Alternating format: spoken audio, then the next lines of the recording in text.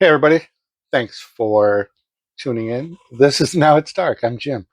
I just watched a movie on Amazon called Bloodline Killer.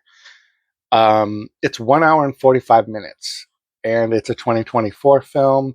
It stars Shawnee Smith, and that was what drew me to it because the movie poster itself, when I was scrolling through movies to watch, didn't really. It got my attention, but then also kind of made me feel like, is this going to be a little cringy? It's listed as a horror thriller.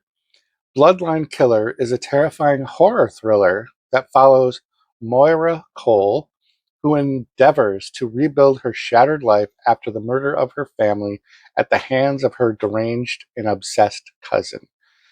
So, like, it's not really a movie that's meant to um, have you wondering who did it.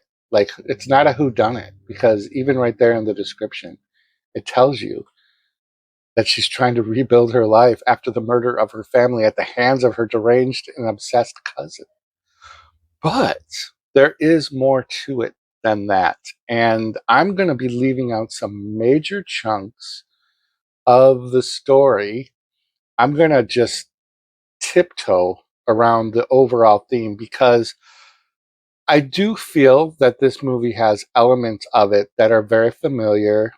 Uh, Halloween in particular, and Scream in particular.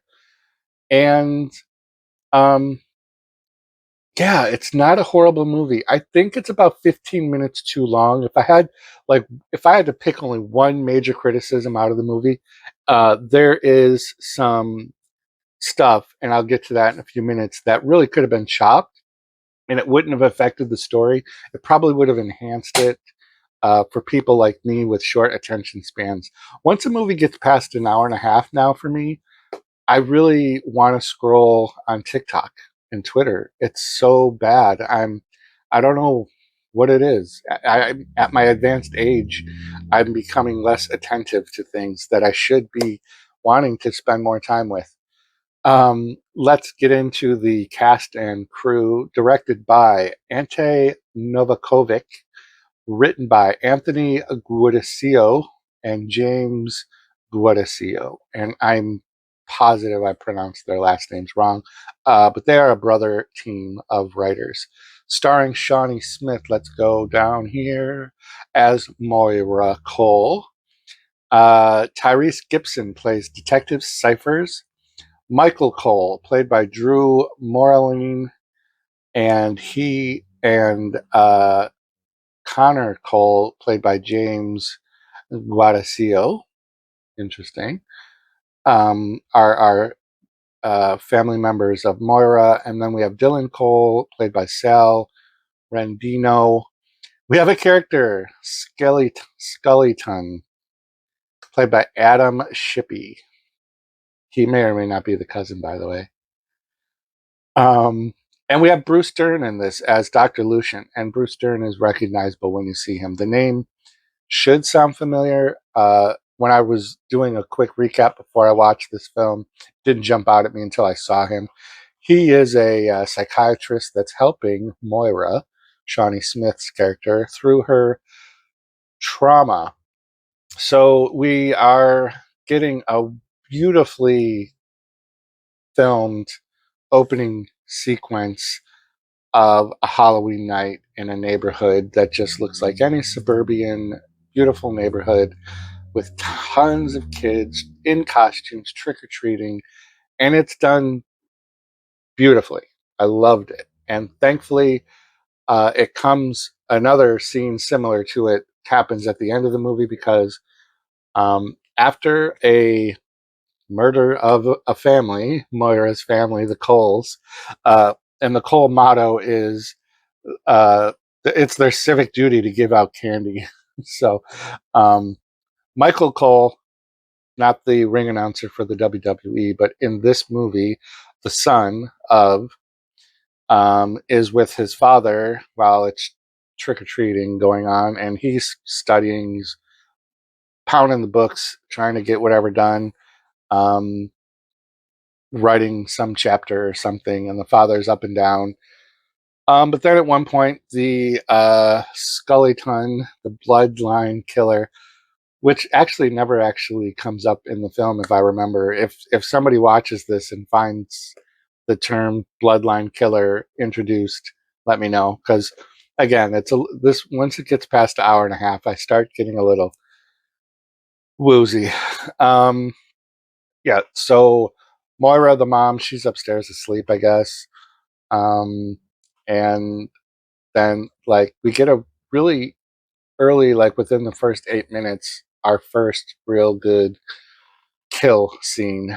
The son survives, and dad does not, and so uh, murder of her family is a little exaggerated because we fast forward a year later after we get a few more scenes. Moira, 1 year later, with her sons living at the house. One son that was the book pounding son, Michael, he's like ridiculously traumatized. There's a big, huge, angsty, angry relationship going on with his mom. And then there's the other son who's kind of a lesser character, so to speak, but we do get a lot of time spent with him rebuilding his relationship with a girl. And like the only reason I think any of that goes on is just to kind of add a kill count by introducing a girlfriend, a love interest. But the story building was so unnecessary for that. Like he could have just had a girlfriend and just let it be. We didn't, I don't think, need to find out that his relationship with this girl didn't work out because he was kind of a dick and traumatized as well. I understand building the brother that was there during the actual killing of the dad needing to be there. But there was a lot of wasted time. And there was a lot of wasted time, in my opinion, with that son and Shawnee Smith's Moira character, like building that, because they didn't stay very consistent with the angstiness. Like, unless they had a scene that I just blanked out on where they kind of reconciled their differences, but I don't think they did. I think they carried that right to the end. Um, but it is an interesting movie. It's a really good take. Like, this movie's good. I do recommend watching it. Other than that, it's a little long. I think Shawnee Smith does a good Shawnee Smith uh, character in this. The mother, we find out through different therapy sessions, some background story of her younger and the relationship with the cousin. There's other family members that didn't get introduced that I don't want to bring into. There's a whole police subplot with this Tyrese Gibson playing Cypress. He's just one of many police officers that are kind of in the mix. And as horror movies do, I don't want to use the word tropey in this because they're only tropey because it's just formulaic of where you have to introduce characters so that you have characters to kill. Like, I'm not saying that in a negative in this, but you can kind of count every time a character is introduced, it's only to be collateral damage, is what I call it. But like, while it's tropey, it's just the way it has to be because you have to have people to kill. So yeah, I wrote down that this is kind of like a Halloween Scream mashup, sort of. If you watch this, you'll get what I mean by that. There's some good kills. They're not like over the top. I wrote that the relationship stuff kind of didn't need to be as heavily thrown in. The therapy sessions did, though. Like, there's 2 or 3 sessions of therapy. Those definitely did need to be in it. There was a whole scene with a couple of kids that are like these shithead kids, literally only in there just to become, like I said, collateral damage. I thought the filming, the cinematography was very, very good. I liked the way they did their transitions from the one part of the story to the next. They didn't do the shot of a full moon up in the sky, which is my least favorite of all things. That only works for a werewolf movie, showing the full moon. The acting is good, better with some than others, but not at all bad. The quality of the cinematography was really good. We get two different Halloween nights, which is really good. One at the beginning, one at the end, and that just makes me warm and fuzzy. That's my favorite time of the year. So anytime movies introduce that into that, it being Halloween that this happened has nothing to do with the story at all, actually, other than that this cousin is wearing a mask, which really that unfortunately is a little downgrade for the character. I get it because we're not really building on the character as being like the driver of the story, if that makes sense, even though it's literally on the poster. Um, but like when you see the mask on film, it almost looks like it's an alien mask. And maybe that's what they were going for. I don't know. We don't really get a reason why he's wearing the mask at all. There's obviously mental health issues. There's big chunks I'm leaving out of the story that kind of go into that a little bit more.